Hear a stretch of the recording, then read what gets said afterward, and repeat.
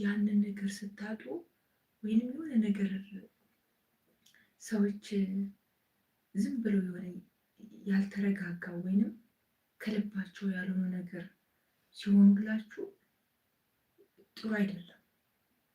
በተለይ በቃ አቋም የሌለ ሰው ማለት ነው። ኋላ ሸርተት ሲልባችሁ ግራ ነው የምትጋቡት። የሆነ እንደ መንፈስ ጭንቀትም ይዛችኋል። እኔ እንደዛ ነበር የሆነብኝ። ምክንያቱም በጣም ብዙ ሰው ይገባ ነበረ ለአንድ ወር ከምናምን። ከዛ እነዛ ሲጠፉብኝ በቃ ተደነጋገጥኩኝ። ልክ ብዙ ነገር በነሱ ያገኘው መሰለኝ። የሆነ ሞራሌ ተጎዳ። ከዛ ቀስ ብዬ ማሰብ ጀመርኩኝ። በቃ ትክክል እንዳልሆነ ሀሳቤ ለራሴ ያሳመንኩኝ፣ ወደ ትክክለኛው ተመለስኩ ማለት ነው። ከባድ ነው ባይዘወይ እንደዚህ የሆነ ነገር